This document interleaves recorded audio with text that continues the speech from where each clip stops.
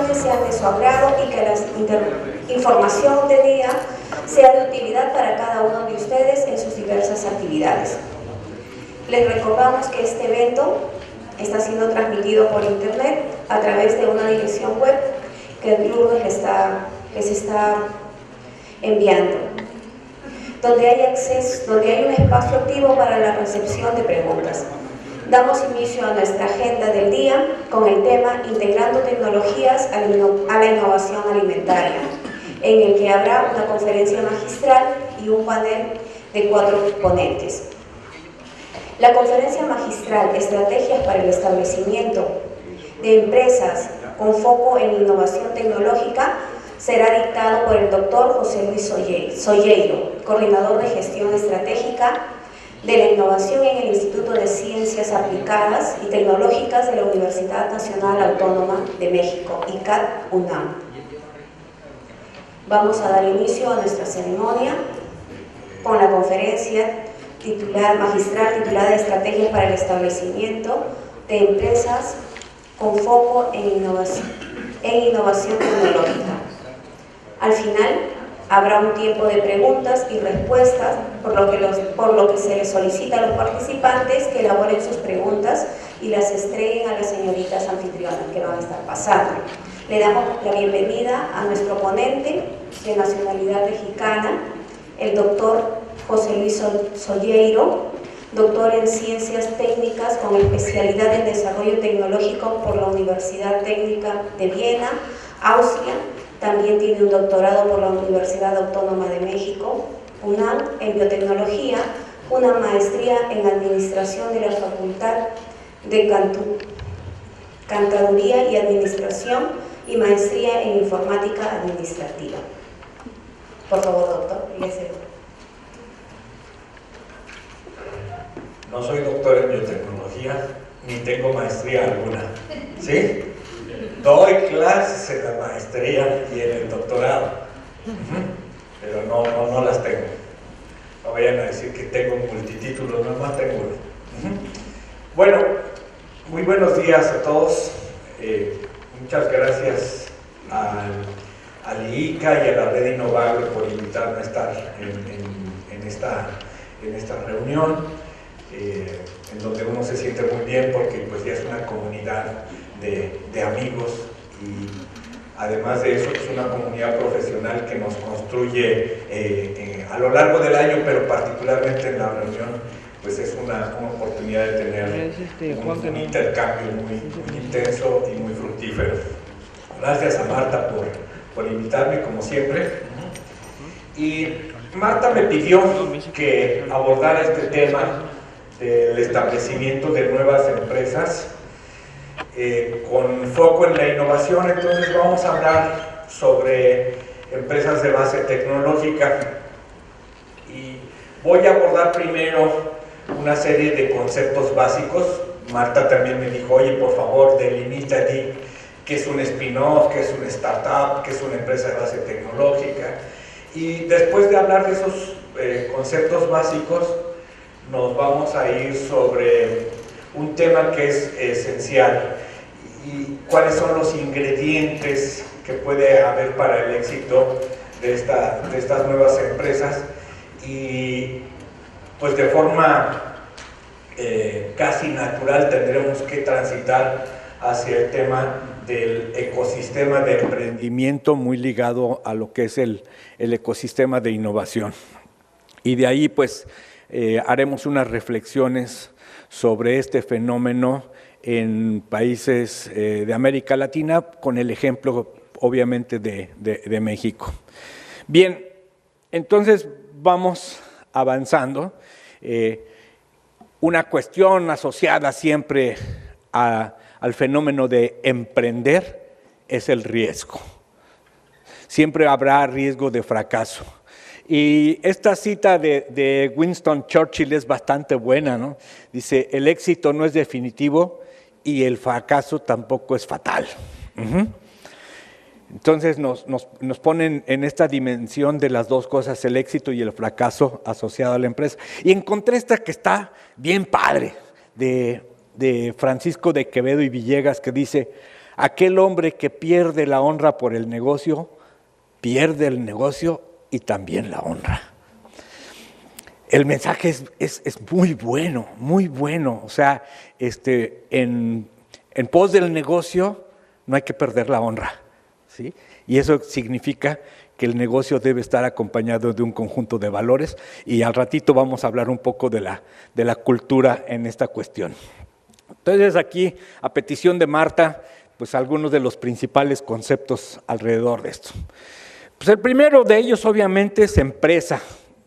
Dice, la empresa es una entidad económica destinada a producir bienes, venderlos y obtener un beneficio.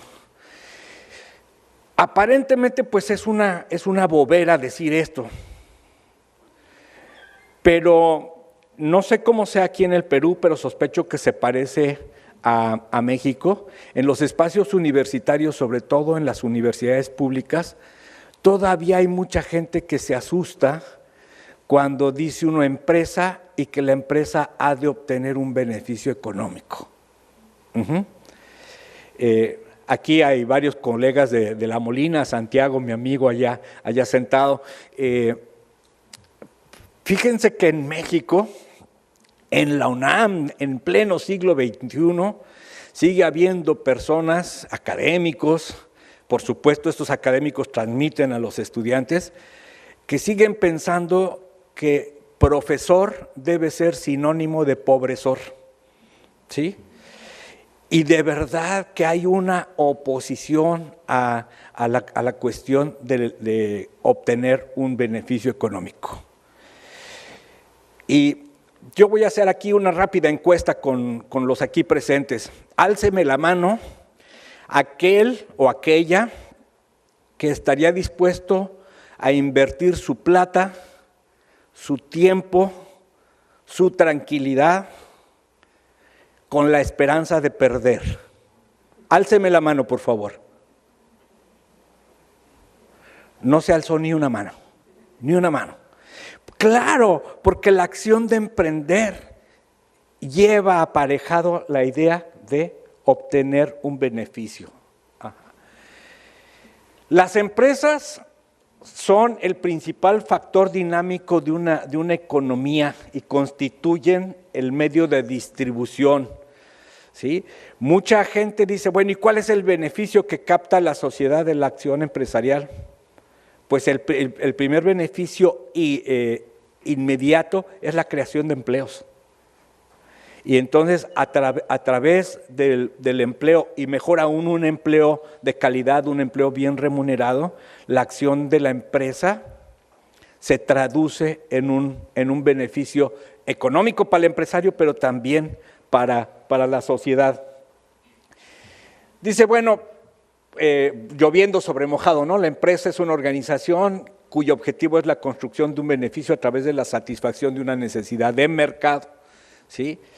La satisfacción de estas necesidades que plantea el mercado se concreta en el ofrecimiento de productos, ¿sí? Que puede ser en cualquier sector. Existe la empresa agrícola, la industrial o del sector secundario, y también la empresa de servicios, mediante una contraprestación para obtener el producto mediante el pago de un precio pactado. Recientemente, estoy hablando de los últimos 40 años, surge en el mundo con mucha fuerza la idea de la empresa startup. Entonces, a nosotros nos cuesta trabajo, pues para empezar, porque no somos anglófonos. Entonces, todos estos términos de repente nos llevan a cierta confusión. Startup lleva aparejada la idea de comenzar un negocio. Y entonces, una empresa startup es aquella que es iniciada por individuos a los que llamamos emprendedores, que buscan, fíjense, una cuestión íntimamente relacionada con la idea del startup, es generar un nuevo modelo de negocio, ¿sí? Y en el modelo de negocio no está nada más decir vamos a producir y vender algo, sino que está la idea de cómo vamos a generar valor y ofrecer valor, ¿sí? Entonces, por eso en el modelo de negocio siempre hablamos de la idea de tu propuesta de valor. Entonces, lo que te va a llevar a capturar un mercado es que hagas una propuesta de valor diferente. Y en América Latina ha habido un montón de experiencias de impulso a nuevas empresas, pero que principalmente son empresas convencionales, que no nos presentan un nuevo modelo de negocio. Y algunas de ellas, de estas experiencias son bastante buenas e interesantes. En Monterrey, México, que es conocido por ser una ciudad industrial muy importante, con los grandes grupos de inversionistas del país localizados allí, fuimos a encontrar una experiencia de incubación de empresas que no son empresas startup, son empresas completamente tradicionales. En el mercado central de la ciudad de Monterrey, en la planta alta, decidieron impulsar una incubadora de empresas tradicionales. Y entonces ahí llegan y se incuban pequeños negocios, verdaderamente muy pequeños negocios, para ofrecer productos que ya existen en el mercado, pero con un enfoque de dar una oportunidad a gente de generarse una actividad económica de subsistencia. Y es un esquema muy exitoso, pero no podemos hablar de que en esta incubación de empresas tradicionales tengamos ahí empresas startups. Sí tenemos emprendedores, por supuesto, sí tenemos nuevas empresas, pero no son startups en el sentido de que no están persiguiendo un nuevo modelo de negocio. Entonces, la empresa startup, como decimos aquí, es una nueva inversión para generar un modelo de negocios viable para atender una necesidad de mercado o resolver un problema existente. Emprendedurismo y startup no son lo mismo, pero van con una gran proximidad entre ellos, ¿sí? Porque el emprendedurismo se refiere a todo tipo de negocios y la startup, ya dijimos, a aquellos que buscan un nuevo modelo de negocio, lo cual implica que el nivel de incertidumbre de la empresa sea mayor que en otro tipo de negocios. Después habrán escuchado ustedes seguramente el término de empresa spin-off. Spin-off significa un desprendimiento. Entonces, la empresa spin-off es aquella que se desprende de una actividad regular de otra empresa más grande o bien de una institución de investigación. En el mundo académico hablamos mucho de empresas spin-off cuando alguien que hace investigación en esa universidad toma la decisión de poner una empresa y entonces esa nueva empresa se desprende de la actividad de investigación y por tanto es calificada como una spin-off. Entonces dice, la spin-off hace referencia a un proyecto originado como la extensión de otro para convertirse en una empresa independiente, jurídica, técnica y comercialmente. Con el tiempo, la nueva compañía se escinde de la entidad que la incubó, donde surge, y como decimos, pues adquirirá una completa independencia. Va a perder todo vínculo con la institución que le dio origen. Es ese desprendimiento. Ahora, estamos hablando de empresas a partir de la innovación. Entonces aquí tenemos el concepto que surge en los años 80 de empresa de base tecnológica.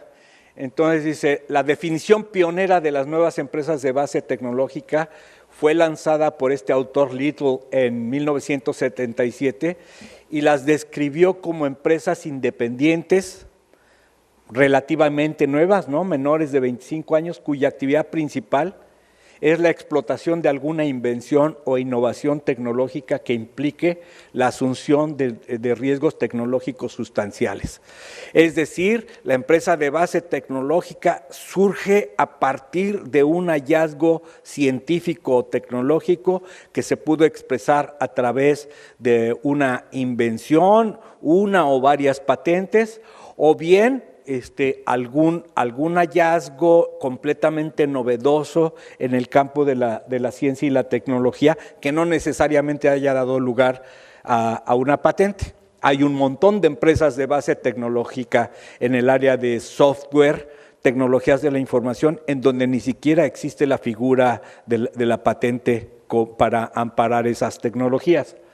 Después, Sherman y Burrell consideraron que las nuevas empresas de base tecnológica son aquellas compañías nuevas e independientes que con su actividad propician la aparición de nuevas industrias. Este es bien interesante, lo de aparición de nuevas industrias. Y es cuando tu hallazgo científico o tecnológico es de tal magnitud que puede abrir mano a la creación de no solo de una empresa, sino de una industria completa.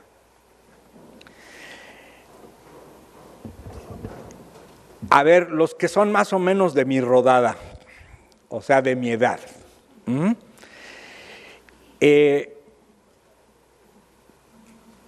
¿Cuántas veces chatearon con su novia cuando íbamos en la universidad? Pues ni una sola vez, ¿sí? ¿Sí? Dicen por ahí que no había tiempo, lo que no había era internet, ¿sí? Ajá. Y en los años 90 yo tuve mi primera cuenta de correo electrónico. Por ahí del 91 en la UNAM empezaron a promover que tuviéramos correo electrónico y todo el mundo maravillado, ¡wow! ¿Sí? Después empezó que podías inclusive mandar archivos, pero bajar un archivo por internet era toda una hazaña porque tenías que sacar el FTP y del FTP convertirlo y hacer toda una vuelta para poder bajar un archivo que además no podía ser muy grande y todo ese tipo de cosas. Lo recordarán. Pues en la década de los 90, cuando estábamos con esas dificultades, pues ya aparecieron algunas empresas, por ejemplo, como Yahoo. ¿Qué traía Yahoo? Un motor de búsqueda. Con base en los algoritmos para generar esos motores de búsqueda, no solo nace Yahoo, sino nace toda una industria del manejo masivo de información. Hoy todos hablamos de Google, de Amazon, de Facebook, Twitter, como enormes empresas de base tecnológica, pero que juntas, con base en los hallazgos que hicieron, dieron surgimiento no solo a las empresas, sino a toda una nueva industria. Entonces ese es el sentido de este planteamiento de Sherman y Burrell. Y para irnos acercando a nuestro tema, en el área de la agricultura o la agroalimentación, también ha habido recientemente hallazgos tecnológicos sumamente importantes que han dado lugar al surgimiento de nuevas industrias completas, pero nos vamos a referir más tarde a esa cuestión. Bueno, tenemos otro concepto importante que es el empresario, el cual vamos a presentar con un poco más de detalle aquí. El empresario es la persona física o jurídica que de forma habitual y no ocasional ejercita en nombre propio una actividad productiva dirigida al mercado, es decir, es aquel que realiza la actividad empresarial. Fíjense esta segunda parte, es aquel que es capaz de arriesgar algo, esfuerzo, tiempo, recursos, para poner en marcha y desarrollar una unidad de producción y prestación de servicios para satisfacer una necesidad o deseos existentes en la sociedad a cambio de una utilidad o un beneficio. Arriesga, el empresario arriesga, y esa es una cuestión sumamente importante. El empresario personaliza la actuación de la empresa y es la figura representativa de sus motivaciones.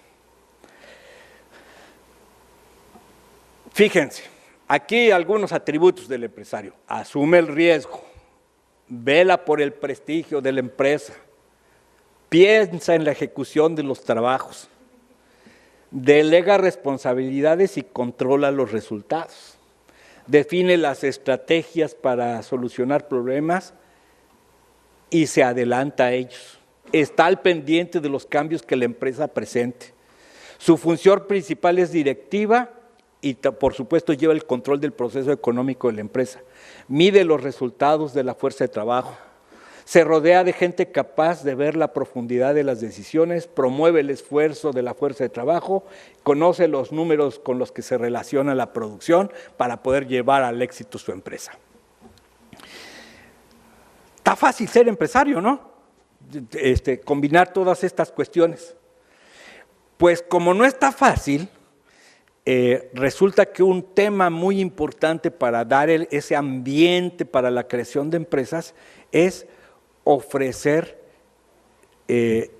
las condiciones para que capacitemos empresarios, ¿sí? Generar capacidades para hacer esa actividad empresarial. Aunque nosotros en la UNAM, bien temprano, a fines de los años 80, organizamos un curso muy exitoso que repetimos muchas veces, que se llamaba Creación de Empresas de Base Tecnológica.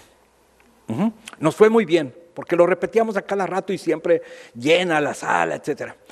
Y llevábamos de profesor a un cubano radicado en México, Sergio Ferragut, que por cierto, quién sabe dónde andará Sergio ahora, que decía una cosa muy interesante, que la primera decisión para ser empresario es prenatal, o sea, ser hijo de otro empresario.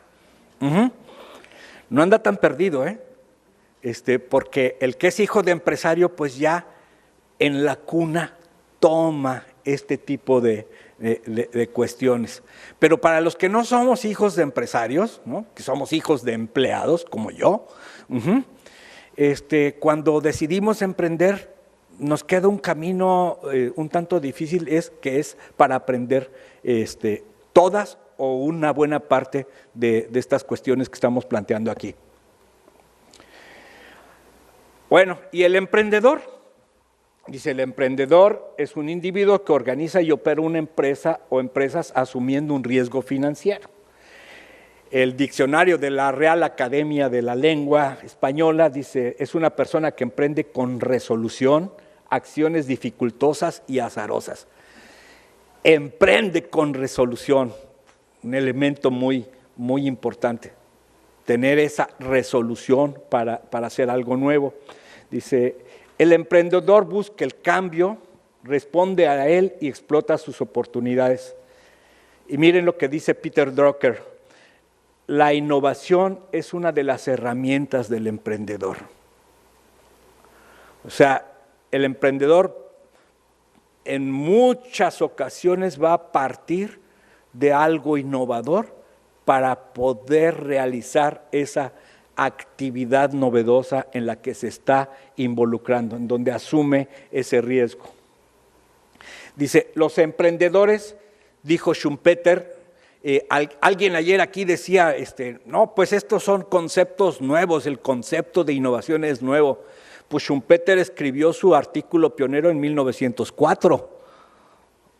Digo, a lo mejor en periodos históricos, pues sí es bastante nuevo, pero sí ya tenemos más de 100 años conviviendo con la idea de la innovación y también del emprendedor. Schumpeter explicó en buena parte el proceso de la innovación tecnológica por la imagen y por la actividad de un individuo muy particular que era justamente el emprendedor, y sigue siendo. Y dice Schumpeter, los emprendedores son innovadores que buscan destruir el statu quo de los productos y servicios existentes para crear nuevos productos y servicios. O sea, esa destrucción creativa de la que habló Schumpeter es la acción de ese emprendedor que realiza las actividades para completar una innovación, romper con lo que existía y generar un conjunto de nuevos productos y servicios. Bien, decíamos lo del el riesgo, la incertidumbre en los emprendedores, en los empresarios, y aquí les voy a poner 3 casos de grandes empresarios gringos, que fueron tolerantes al fracaso. Entonces dice, Arianna Huffington, pues es una emprendedora que lanzó el imperio de Huffington Post. Dice, es uno de los nombres importantes de las publicaciones online, pero no siempre fue agradable su camino, ¿sí? Antes de crear su plataforma informativa, ¿sí? Su segundo libro fue rechazado 3 docenas de veces antes de que se lo publicaran. Este señor, pues súper conocido de todos nosotros, ¿no? Bill Gates, dice, no ganó su fortuna inmediatamente ni estuvo exento de ver cómo su primera empresa se derrumbaba, ¿sí? Se enfocaba esa primera empresa en procesar y analizar datos de determinadas cintas de grabación, y su primer emprendimiento fue un rotundo fracaso. El señor Hershey de los chocolates, ¿no? Dice, la vida del señor Hershey no fue tan dulce. Antes de tener su empresa, había puesto en marcha otras 3 de golosinas, después de ser despedido de una imprenta. Vio caer los 3 negocios, realizó un último intento y actualmente es uno de los nombres más reconocidos dentro de la industria. O sea, hay fracaso y hay levantarse del fracaso. Yo no sé cómo sea la cosa en el Perú, en Chile, en Panamá, pero en México hay muy poca tolerancia al fracaso. ¿Sí? Entonces, eso nos agrega muchas cosas al miedo de emprender, porque dice, bueno, ¿y si fracaso? Mi familia me va a rechazar, la sociedad me va a señalar, etcétera. Cuando que en esta cultura anglosajona, el fracaso goza de mucho mayor tolerancia. ¿Cuáles son las causas comunes del fracaso? Y con ellas pues tenemos que contender, y buena parte de la política de apoyo al emprendimiento debe estar orientada a lidiar con estas causas. Falta de metas y objetivos específicos, ¿sí? Uno de los errores más comunes es no saber hacia dónde se quiere ir o llegar. Entonces hay mucha gente que dice que quiere emprender, pero no sabe bien lo que quiere hacer, o bien tiene objetivos bastante errados respecto a eso. A mí me tocó ser el director del sistema de incubación de empresas de la UNAM entre 2008 y 2012. Y entonces recibíamos a los emprendedores, y muchos de ellos expresaban ideas muy románticas de cosas que les gustaría hacer, pero no había expresión alguna de cuál podría ser el negocio. Entonces no había un objetivo de negocio, y con eso la probabilidad de fracaso es muy alta, y que la vemos expresada aquí. Luego, la falta de planes estratégicos a largo plazo. Dice, un proyecto que se centra en el presente rara vez tendrá un gran futuro. Causa de fracaso número 3, no hablar de dinero entre el grupo emprendedor. Dice, si eres profesionista, emprendedor, empresario, lo primero que hay que hacer con los amigos o socios es hablar de dinero. Hasta los mejores amigos por dinero se pelean. Y uno dice, no, es que eso es muy prosaico, ¿cómo vamos a estar hablando de plata si estamos todos ilusionados? No, uno de los diálogos principales es precisamente el tema del dinero, porque vamos a invertir dinero y queremos generar dinero. Por supuesto, aparejado a esto está la mala gestión financiera. Dice, cualquier proyecto empresarial necesita un excelente contador. El 40% de los proyectos fracasan por tener un mal manejo de sus finanzas. Y luego, falta de inversión. Una cosa es tener una excelente idea y otra llevarla a cabo. La diferencia entre una y otra es contar con capital y gente que crea el proyecto. Si quieres tener éxito, necesitas inversores o inversionistas. Sin inversión no habrá negocio. Aquí en esta tabla algunas características deseables del emprendedor. Dice, comprensión del entorno, estar al tanto de lo que pasa allá afuera. En el ámbito de los emprendimientos universitarios que me tocó a mí dirigir, pues te das cuenta que llega gente que tuvo un trabajo magnífico en el laboratorio, pero que no entiende nada de lo que está pasando afuera del laboratorio. Y eso aquí lo vemos claramente, se necesita una comprensión del entorno para que te puedas adaptar a él. Luego, decisión y riesgo, se necesita tener el valor de tomar decisiones y no vivir posponiéndolas. Trabajo y ética, ¿sí? Todo emprendedor exitoso tiene capacidad de trabajo, ¿sí? Y tiene una tolerancia a la incertidumbre, sentido ético, integridad y fiabilidad. Sobre el oficio del empresario se necesita lo que decíamos, visión a largo plazo, superar fallos y aprender de ellos, crear equipos. El llanero solitario era el llanero solitario, pero no era un empresario. Entonces se necesita trabajar en equipo, organizar, delegar y hacer una orientación colectiva hacia el beneficio económico. Entonces aquí tenemos esta grafiquita que es bastante interesante, en donde nos plantea todo el conjunto de cualidades que debe tener el emprendedor para poder llegar, ¿no? Dice, persona que enfrenta con resolución acciones difíciles, tal y como nos dijo la Real Academia de la Lengua. Entonces, para este tipo de cosas tenemos que preparar a nuestros emprendedores en un ecosistema para detectar oportunidades, para planificar adecuadamente la estrategia, para organizar acciones de la empresa, para motivar a los miembros del equipo por la tarea y, por supuesto, para tener un buen control cuando se hace el seguimiento del proyecto de la nueva empresa. Último concepto importante, el espíritu emprendedor. Dice, ¿qué es este espíritu? Apetito por lo nuevo, actitud tomadora de riesgos y determinación. En el espíritu emprendedor está el positivismo, contemplar que todo reto es una oportunidad, tener adaptabilidad para podernos adecuar a las cualidades del emprendedor y al entorno, tener liderazgo para lograr que el equipo te siga y tener ambición.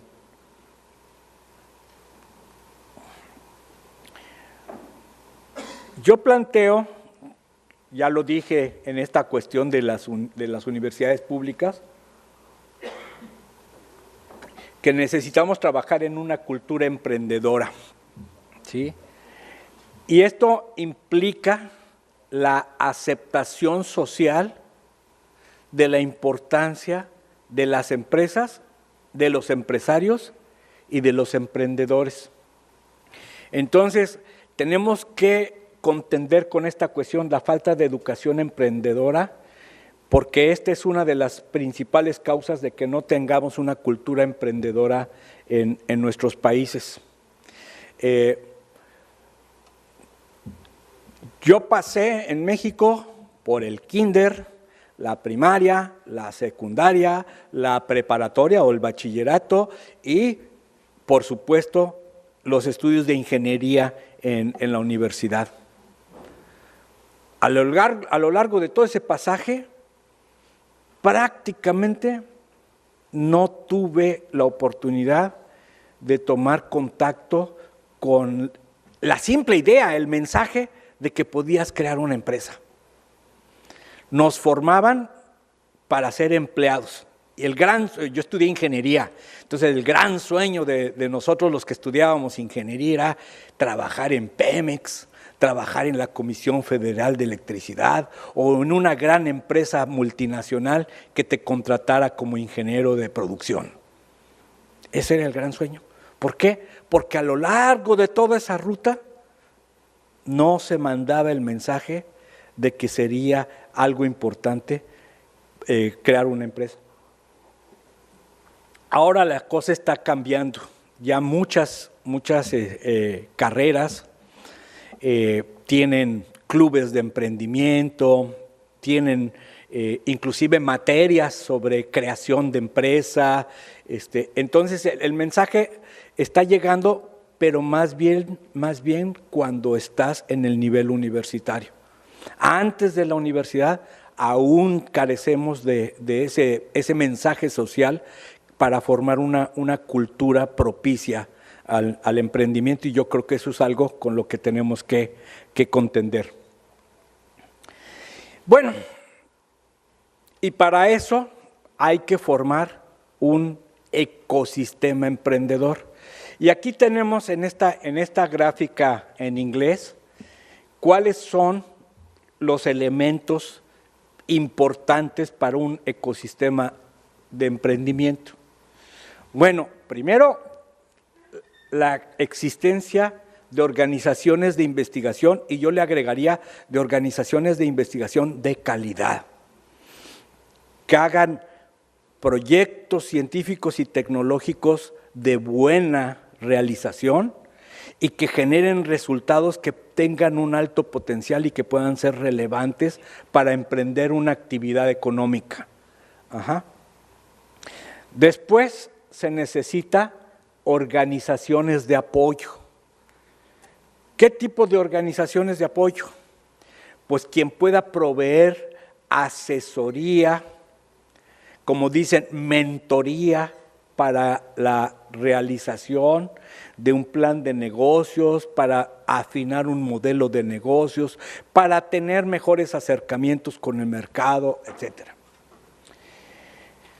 Luego, proveedores de servicios para la nueva empresa.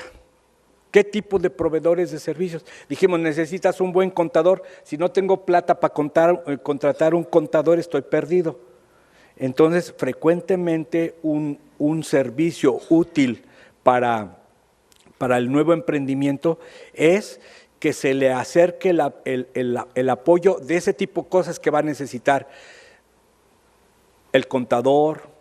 Nosotros en la UNAM pues vimos a nuestros emprendedores que enfrentaban el problema de no saber cómo hacer su acta constitutiva para registrar la empresa. Entonces necesitas una asesoría jurídica para formar ese documento tan importante, y para otras cuestiones jurídicas que se van a abordar después. Aspectos, por ejemplo, de diseño del empaque de tu producto, de cómo hacer una gerencia de marca, de cómo proteger la propiedad intelectual. Todo eso son servicios importantes que va a requerir el emprendedor. Luego tenemos a las organizaciones que proveen financiamiento. Ya lo dijimos, sin inversión no hay empresa.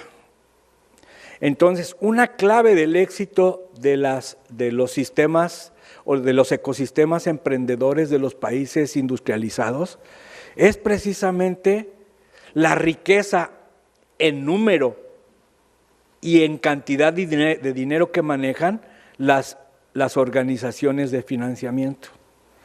Y aquí nosotros tenemos una carencia importante.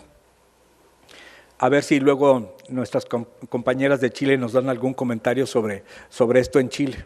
Pero miren, yo fui director de las incubadoras de empresas de la UNAM. Nos registramos ante el Ministerio de Economía como incubadoras de alta tecnología. Se supone las más complejas y que por ser las más complejas reciben más apoyo. ¿Saben cuál es el monto del subsidio anual para una empresa de base de alta tecnología aportado por el Ministerio de Economía de México? El apoyo, el subsidio anual para esa nueva empresa de alto riesgo. $2,500. 50,000 pesos. $2,500 el subsidio para que lleves al éxito una empresa de alta tecnología. No sirve para nada, ¿sí? No sirve para nada. Entonces, yo siempre digo, en México el emprendedor de base tecnológica llega a tener éxito a pesar del sistema. No con el sistema, sino a pesar del sistema, y es algo que creo que tenemos que replantear si es que queremos hablar de un ecosistema de innovación, de emprendimiento innovador. Luego miren estos big companies. En el ecosistema, las empresas grandes. ¿Qué tienen que hacer en un ecosistema emprendedor de empresas grandes? Tienen que hacer muchísimo. La empresa grande frecuentemente va a ser el cliente de la nueva empresa innovadora. Muchas nuevas empresas innovadoras, particularmente en el sector agroalimentario, lo que van a generar son insumos, por ejemplo, enzimas, envases, empaques inteligentes. Van a generar, por ejemplo, la genética para el mejoramiento de plantas o animales, etcétera. Y entonces, ¿quiénes son sus clientes principales? Grandes empresas ya constituidas. Pero la gran empresa también juega un papel, otro papel diferente, y no necesariamente como cliente, sino como aquel que va a concluir una innovación compleja, ¿cómo? Adquiriendo la empresa innovadora. Por ejemplo, todo aquel que se mete en una nueva empresa para generar un nuevo fármaco, una nueva vacuna, etcétera, difícilmente va a tener la capacidad para contar con $500 millones para poder llegar hasta el mercado y esperar 12 años a que obtengas una aprobación para poder comercializar el producto. Entonces, normalmente, ¿qué le pasa a esa empresa innovadora? Adelanta las primeras fases del desarrollo, y una vez que tiene cierta madurez y una propiedad intelectual robusta, entonces decide vender la empresa a una empresa consolidada, y eso pues genera, pues obviamente, siempre esa pregunta, hice todo esto para terminar en los brazos de una multinacional. Sí, terminaste en los brazos de la multinacional, pero con los bolsillos llenos, ¿sí? Y acordémonos, el sentido de emprender es obtener un beneficio económico. Y luego tenemos acá, pues, a las universidades en el ecosistema que, bueno, las podemos contemplar como organizaciones de investigación, pero también como formadoras de las capacidades que va a requerir el ecosistema. Y entonces aquí tenemos algunos elementos clave para que pueda existir el emprendimiento. Pues que haya ideas, invenciones e investigación, empresas startup en varios niveles de desarrollo, los emprendedores, ¿sí? Miembros de los equipos de las startups, inversionistas, mentores, asesores, otra gente emprendedora, ¿no? En el ecosistema convivir con otros emprendedores construye esa parte cultural de la que hemos hablado, y gente de organizaciones relacionadas con todo esto. Entonces, todo esto nos va a dar ese entorno, ese ambiente para poder emprender. Miren, este reporte es sumamente interesante. El reporte global del ecosistema para empresas startup está publicado ya el del 2018 y les voy a mostrar algunas cosas que vienen en este reporte. Miren, ¿cuáles son los subsectores que han tenido un crecimiento durante los últimos 5 años dentro de este ecosistema global de emprendimiento? Debo confesar que me sorprendió bastante esto. Dice, el número 1 es la manufactura avanzada y la robótica, ¿sí? Con un crecimiento de 189% durante los últimos 5 años, ¿sí? Después, el número 2, vean quién es. Agricultura y nuevos alimentos con un crecimiento del 171%. El número 3, las empresas alrededor del fenómeno del blockchain, que blockchain ya saben es lo que está, todo el sistema de información asociado a la moneda electrónica, los bitcoins. El número 4, inteligencia artificial, manejo de big data y servicios de análisis de grandes volúmenes de información con un buen nivel. Y después los subsectores declinantes, la tecnología para hacer anuncios, ¿no? Advertising. Luego la tecnología para generar juegos, ¿sí? Y los medios digitales. Me sorprendió sobre todo porque yo tenía la percepción de que estos seguían siendo los campeones. Y por supuesto me vino como anillo al dedo para que no quedara mal con Marta el encontrar este número 2 aquí, ¿no? Imagínense que ni siquiera apareciera, pues qué quemada, ¿no? Pero no, sí apareció y en el número 2 de los sectores campeones del emprendimiento a nivel global. Bueno, aquí entonces vemos con más detalle cuáles son digamos, las áreas de negocio con un mayor, no potencial, sino con mayor potencia en el fenómeno emprendedor. Y tenemos a la biotecnología, salud, tecnologías limpias, inteligencia artificial, manufactura avanzada, y aquí tenemos a nuestro sector, que es la agricultura y los nuevos alimentos. En esta gráfica lo que vamos a ver es que hay definitivamente ciertas tendencias a la alza, y particularmente en algunos países. Y adivinen cuál es el país que tiene la tasa de crecimiento más importante. No es Estados Unidos, es China. El fenómeno chino de generación de esta transición de una economía imitadora a una economía innovadora está dando sus frutos. Hoy China tiene más patentes que Estados Unidos. Y entonces, aparte, en virtud de todo un sistema de apoyo en ese país, está creciendo también el fenómeno de la creación de nuevas empresas. Luego aquí está, dice, los ciclos de vida de las startups, y el ciclo de vida lo evalúan con, dice,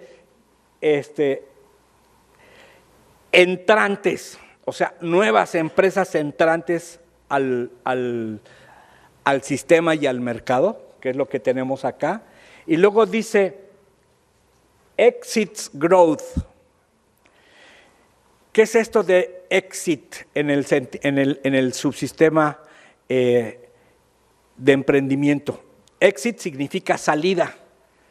¿En el sistema de emprendimiento salida significa fracaso? No. Significa el que tu negocio lo madures y con base en esa madurez se lo vendas a otro. Por eso, cualquiera que se haya metido en esta cuestión de tratar de obtener recursos para crear una nueva empresa, se va a dar cuenta que te dicen, ¿dónde está tu plan de negocios? ¿Dónde está tu modelo de negocios? Y te dicen, ¿cuál es tu estrategia de salida? ¿Sí? Exit strategy. ¿Y qué es esto? Que en qué momento tú vas a poder interpretar que ya tienes que salir de ese proceso de maduración de la empresa y dar el salto hacia un negocio más grande, frecuentemente, como lo dijimos, dejándote adquirir, es decir, vender tu empresa. Entonces, vean ustedes, aquí tenemos a nuestro sector, agricultura y alimentos, y vemos que está, digamos, más o menos a la mitad en lo que son las salidas, pero está en lo más alto en las entradas. ¿Qué nos significa esto? Que el emprendimiento de startups en el sector de agricultura y alimentos está en lo más alto en porcentaje en cuanto a creación de nuevas empresas. En lo más alto en creación de nuevas empresas. Espero que el mensaje esté siendo captado de manera adecuada. Es una gran área de oportunidad para hacer el traspaso de los hallazgos de la investigación en el área de agroalimentos hacia el mercado vía la creación de una nueva empresa. Aquí está, yo no estoy teorizando, yo no hice el reporte, pero sí está publicado y tiene unas bases bastante sólidas porque se basa en análisis de números duros y también en una encuesta que la empresa que conduce este estudio hace globalmente. Bueno, esta empresa también nos plantea una estructura para la cuestión del ecosistema de emprendimiento que es bastante interesante. Y dice, necesitamos participar con un sistema local, pero también integrarnos a un sistema global. Muy interesante. Entonces dice, ¿qué características tenemos que formar en este contexto o entorno local? Mecanismo para identificar, promover y darle una salida adecuada al talento. Luego dice, necesitamos fundadores de empresas, que esos son los emprendedores. Se necesita financiamiento, el funding, y una organización adecuada. Y estos señores ponen un énfasis tremendo en la conectividad. Y dice que estos 4 elementos tengan una conectividad o una conexión local. En el plano de lo global, dice, ser capaz de atraer recursos en esa dimensión global y beneficiarte de la experiencia de creación de empresas startups en otros países.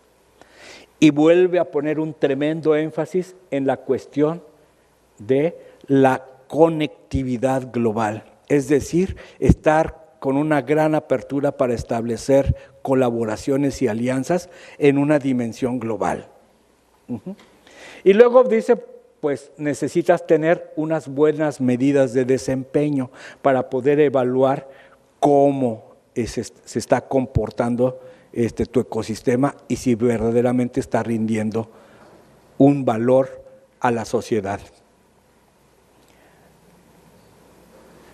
Entonces, pues en conclusión, después de ver estas cuestiones de este estudio global, pues podemos ver que se necesita tener un entorno propicio.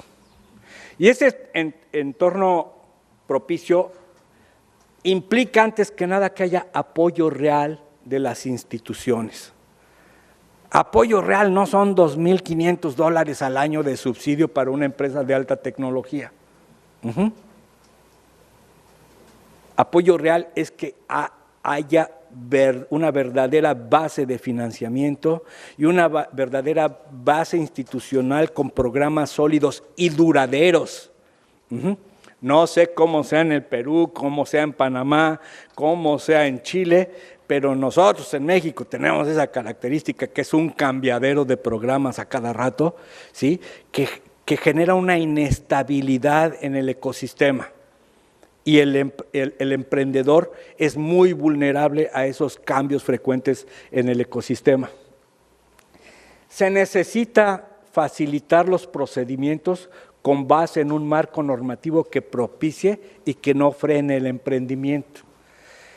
Fíjense que, pues, sobre todo para las empresas de spin-off de universidades y centros de investigación, en nuestro país hemos discutido los últimos 10 años. Y lo hemos discutido donde hay que discutir, o sea, en la Cámara de Diputados. Y en México se incluyó en la Ley de Ciencia y Tecnología un par de artículos que para la cuestión del emprendimiento son valiosísimos y donde el legislador manda clarísimo el mensaje de que es completamente legítimo en los espacios de centros públicos de investigación, universidades e inclusive organizaciones de la Administración Pública Federal donde se hace investigación. Por ejemplo, el Instituto Mexicano del Seguro Social, etcétera. Que es perfectamente legítimo transferir tecnología, licenciar, etcétera, pero también hacer alianzas, crear nuevas empresas y que los empleados de esas instituciones puedan ser los fundadores de esas nuevas empresas. Está clarísimo. Luego en el año 2015, porque siempre está, no, pero eso dice la ley, pero entra en contradicción con otras leyes. Entonces en México todo mundo en las instituciones decía, no, es que no se puede porque me penalizarían por la ley de las responsabilidades administrativas de los servidores públicos. Pues en 2015 reformaron 2 leyes, la de ciencia y tecnología y también la de responsabilidades administrativas de los servidores públicos, en donde más claro ni el agua, dice, no constituye conflicto de interés que un empleado de este tipo de instituciones participe en alguna de las actividades contempladas en el artículo 51 de la Ley de Ciencia y Tecnología. Y entonces les digo que también reformaron la Ley de Responsabilidades Administrativas de los Servidores Públicos. Y ahí dice, los empleados académicos de universidades, de centros públicos de investigación, etcétera, no incurren en conflicto de interés cuando realicen actividades contempladas en el 51 de la Ley de Ciencia y Tecnología. Allanaron el camino los diputados. Está bien, ya pasaron 3 años. ¿Cuántas instituciones se han puesto las pilas para llevar a ejecución el mensaje de los diputados en ambas leyes? ¿Cuántas? 0, un 0 redondo. ¿Por qué? Porque todo el mundo tiene miedo de hacer las cosas. Entonces, damos pasos muy importantes, pero después no los concretamos, ¿no? Entonces, por eso decimos, un marco normativo que propicie, no que frene este fenómeno. ¿Y saben por qué frenan mucho en las instituciones?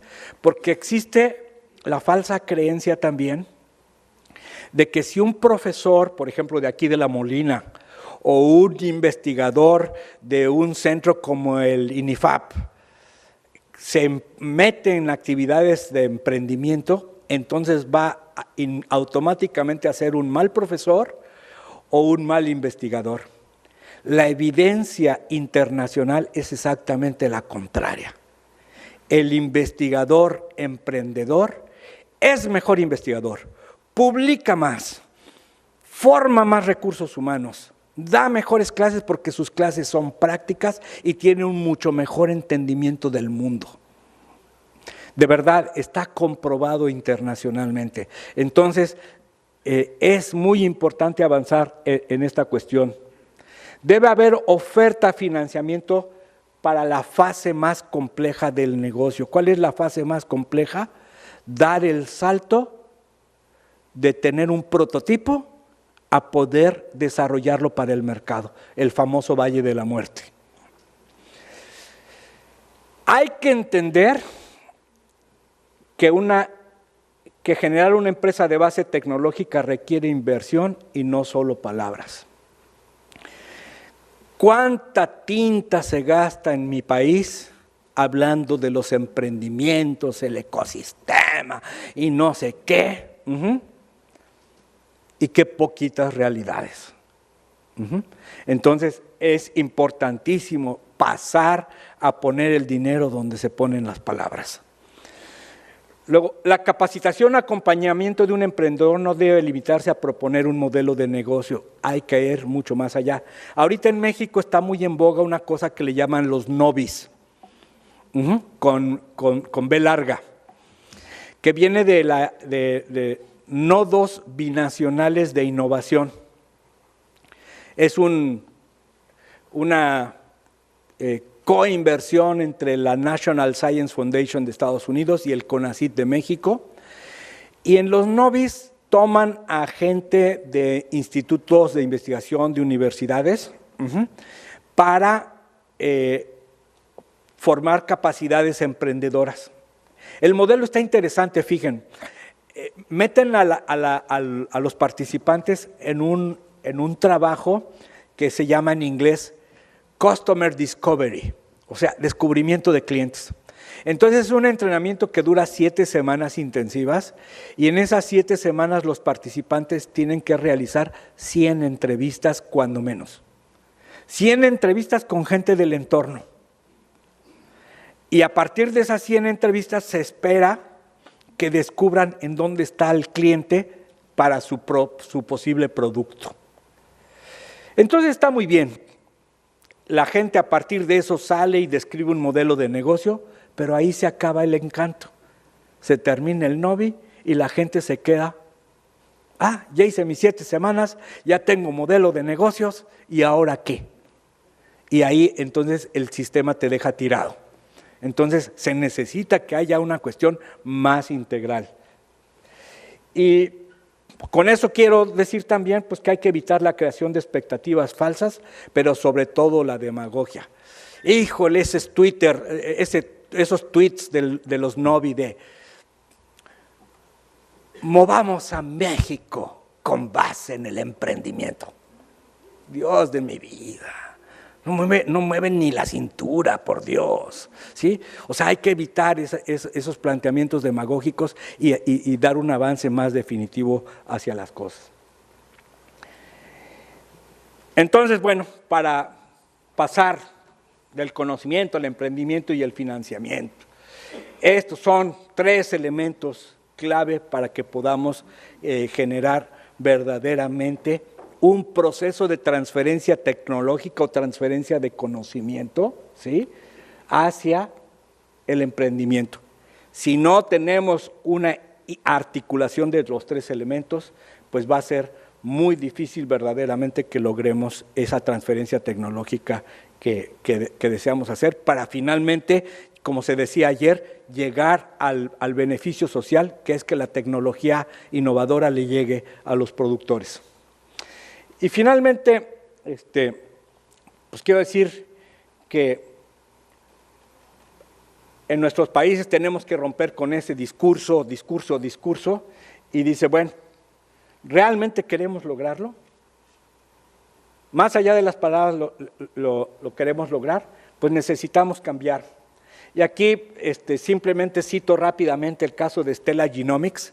Stella Genomics es la empresa de base tecnológica de Luis Herrera Estrella, un biotecnólogo que fue pionero en los transgénicos cuando hizo su postdoctorado en Bélgica en 1983. Fue uno de los primeros seres humanos en lograr un protocolo eficiente para transformar una planta. Stella Genomics es una empresa que lanza una tecnología para potenciar la capacidad de absorción de nutrientes de las plantas del suelo, para ahorrar entonces en fertilizantes. Este tipo es un investigador top, premios y premios y premios, miembros de la Academia, del Colegio Nacional, de la Academia de Ciencias de Estados Unidos, de la Gran Bretaña, etc. Tuvo que pasar un viacrucis de abogados para que no le permitieran crear su empresa. Nunca le dijeron que sí, nunca le dijeron que no. Y lo más chistoso es que teniendo el marco de la ley, ¿sí?, los abogados le decían, me declaro incompetente, vete a consultar al jurídico de la Secretaría de Educación, vete a consultar al jurídico del CONACYT. Y después de años, ¿sí?, tuvieron a bien decirle ni sí ni no. Sin embargo, la empresa está allí y está funcionando. Este investigador que no encontraba el camino es Enrique Galindo, ganador del premio Innovagro, que finalmente, después de 1000 peripecias, logró crear la empresa y hoy es un empresario exitoso en el área de agroalimentación. Termino con esto. Les recomiendo mucho que busquen en internet el libro del fracaso. Es muy mexicano porque es de mexicanos, ¿sí? Pero son mexicanos que han tenido una carrera exitosa en varios ámbitos y que escribieron un libro que se llama El libro del fracaso. Y entonces, aquí están las lecciones del libro del fracaso. Dice, busca intencionalmente ser rechazado, ten un revés, saca una mala calificación, que te despidan, pierde un concurso, desafía el sistema. La perfección es retórica, busca lo que te importa, manténlo sencillo. Probablemente vas a fracasar. Si buscas reconocimiento, detente. Si te tomas a ti mismo muy en serio, no lo hagas. Sé vulnerable, ríete de tus fracasos y compártelos con el mundo. Abraza tus fallas y ayuda a otros a ser mejores. Aprende cosas nuevas, haz algo que te asuste una vez al día. Hoy yo ya lo hice. Iba hasta adelante en el bus, ¿sí? Ajá. Sé la persona que quieres ser, sal y persiste ante los problemas, levántate ante el conflicto, no te detengas hasta que obtengas lo que amas. Tu verdadero potencial es un misterio, derrota a tu ego, sé valiente y vive al máximo. Y esta última que les voy a poner, la puse en honor al señor Ulises, al doctor Ulises que visitamos el martes pasado, un emprendedor de la Universidad de La Molina, que generó una empresa, él mismo lo dijo, poco redituable, pero que lo ha llevado a algo que él quería y era ser feliz, ¿sí? Creo que nos lo demostró. Y él decía, el sentido de hacer investigación es no que generes cosas en papel, sino que las lleves a la práctica y te dejes de quejar. Y entonces, inspirado en el doctor Ulises, al que le rindo aquí mi homenaje, dice, el verdadero problema de su país es usted, que no le gusta leer, que no quiere estudiar, que no le gusta madrugar, que no quiere trabajar, que vive esperando el viernes, que solo piensa en fiesta, que solo se dedica a fantasear, que solo se preocupa por cosas superfluas, que habla mucho y no hace nada, que se vive quejando de que nadie le da oportunidades, que no se da cuenta de que el que tiene que dar oportunidades, el que tiene que hacer el cambio, el que se cree especial pero actúa como parte del montón, es usted. Muchas gracias.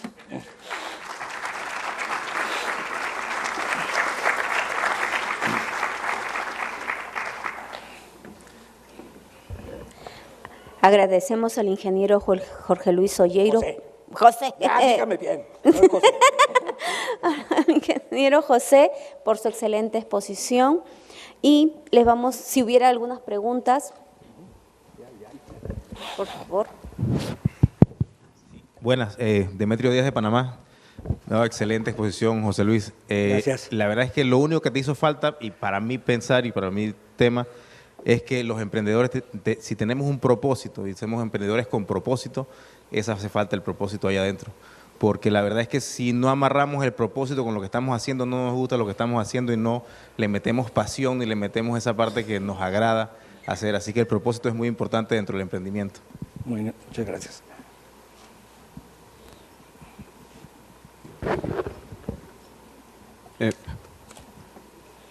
Ingeniero José, la pregunta es la siguiente. Recién en el foro que se llevó a cabo allá en México de Ciencia y Tecnología, cuando se hablaba con los investigadores y comentaban que de cada 10 líneas de investigación, 6 no tenían cabida en el mercado. De acuerdo a su experiencia, ¿cómo llevarles este mensaje a otros investigadores que no hayan asistido al foro? ¿Cuál es la manera más correcta de hacérselos ver? Mira, yo creo que la manera más correcta tiene que ver más o menos como con una filosofía de investigación que me enseñó el doctor Carlos Borroto del Centro de Investigación Científica de Yucatán. Él es cubano de Cuba, ¿sí? Y fue director del Centro de Biotecnología Vegetal en Cuba. Y Borroto dice que cuando llegaban sus investigadores en Cuba a decirle, necesito plata para tal proyecto, que él les decía, muy bien, dentro de 15 días tráeme una planilla con las reivindicaciones de la patente que pretendes obtener. ¿Cómo si todavía ni hago nada? Precisamente por eso. Escríbeme cuáles serían las reivindicaciones de la patente que vas a obtener. Oye, pero eso está muy adelantado. Y le decía, mira, aquí está este abrevadero. ¿Quieres de esta agüita? Tráeme las reivindicaciones. ¿No me las vas a traer? Abreva de otras aguas, pero de esta no has de beber. ¿Sí? No sé si está claro el mensaje filosófico de Borroto, es tener esa visión de a dónde quieres llegar en términos de aplicar para una solución. Y Borroto ahora vive en México y me dice, José Luis, no entiendo qué pasa aquí, ¿por qué? Porque aquí cada quien hace lo que le da la gana. Y entonces eso nos lleva a lo que nos está diciendo nuestro compañero. Estoy hablando de México, no se me ofendan los de los otros países. Yo sé que acá la cosa es completamente diferente, aquí puro target oriented y no sé cuánto, ¿ok? Aquí tengo una pregunta que dice que si se puede aplicar los principios emprendedores en pequeñas empresas agrarias. Totalmente. Y ya lo vimos. Hay toda una gran área de oportunidad porque los problemas que vienen en el sector agroalimentario no son los mismos que estaban hace 30 años. El mundo está cambiando, no solamente los mercados. Hoy queremos comer diferente y eso es el mercado, pero también está el problemas ambientales, el cambio climático, ¿sí? Lo que nos decían de nuestro bicompatriota de Nature Conservancy ayer, ¿no?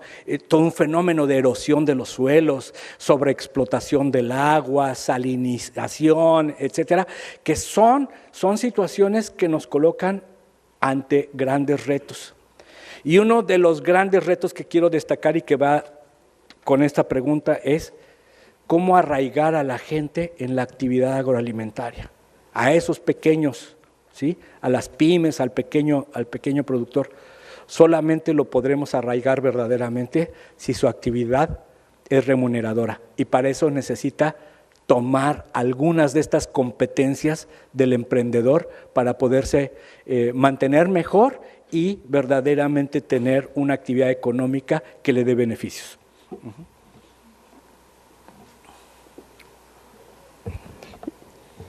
de esta sesión, solo nos resta darles un reconocimiento al ingeniero José Solleiro. Fuertes aplausos.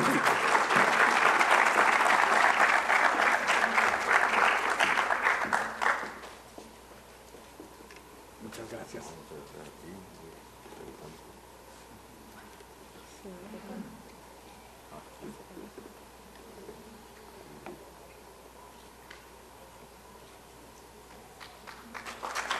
Muchas gracias.